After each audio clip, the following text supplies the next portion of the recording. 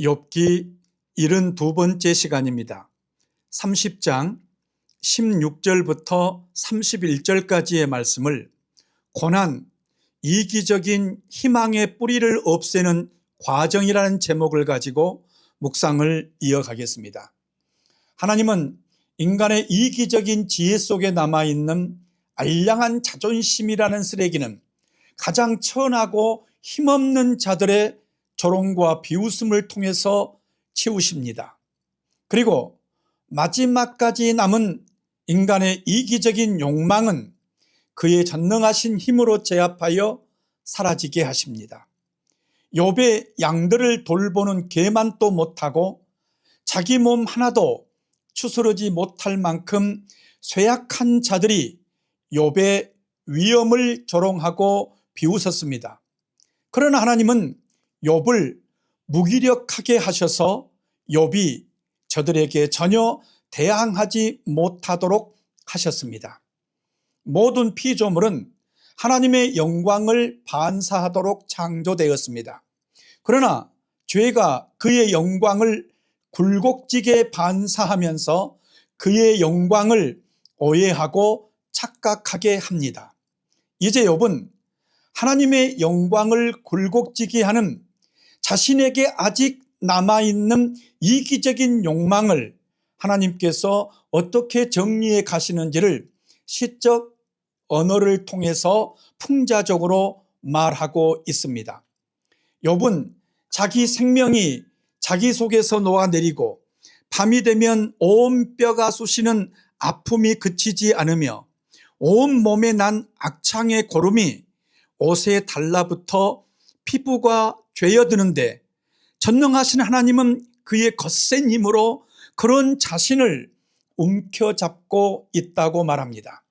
또 하나님은 욥을 쓰레기처럼 진흙 속에 던지시고 욥이 하나님께 부르짖으나 들은 채도 않으시고 하나님 앞에 섰으나 하나님은 욥을 돌아보지도 않으시고 그의 전능하신 힘으로 아무 힘이 없는 욥, 병들어 죽게 되어진 욥을 들어서 던져버리시며 대적하신다고 하십니다.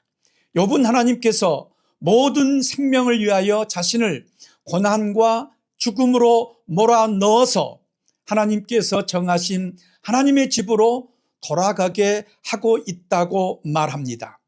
욥은 자기가 당하는 고난과 죽음이 모든 생명을 대신하고 있다는 것입니다.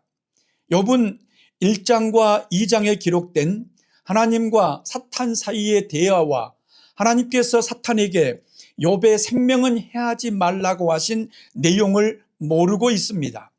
욥의 고난은 모든 생명을 구원하시려는 하나님의 섭리 가운데 예수님이 지실 십자가를 예표하고 있습니다.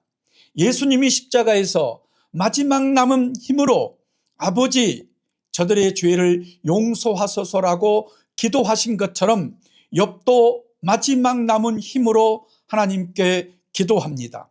나는 고난받은 사람을 보면 함께 울었고 궁핍한 사람을 보면 함께 아파하였는데 내가 바라던 행복은 오지 않고 화가 들이닥쳤고 내가 원하던 빛은 오지 않고 어둠이 밀어닥쳤고 고요함이 없이 환난 날이 내게 임하였다고 말합니다. 또 욥은 말합니다.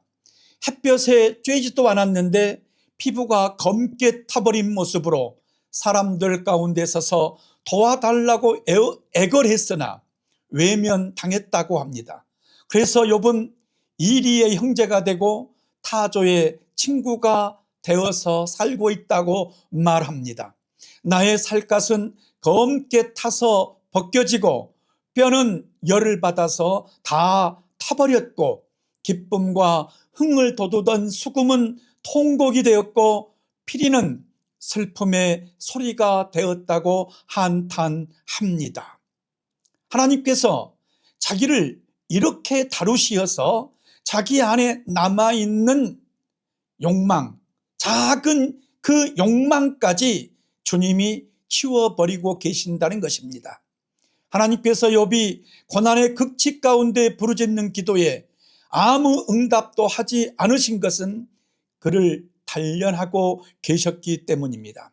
욥 안에 남아있는 교만과 이기적인 욕망의 마지막 남은 찌꺼기를 태워 없애는 중이셨습니다. 욥 안에 남아있는 죄의 뿌리를 완전히 뽑아 전멸시켜야 하기 때문에 하나님은 그 힘없는 욥을 들어 대적하신 것입니다. 예수님께서 인간의 죄값을 치르기 위해 지신 십자가의 고통이 그러하였습니다. 주님도 그 고통이 너무 컸기에 아버지 어찌하여 나를 버리시나이까라고 부르짖었습니다.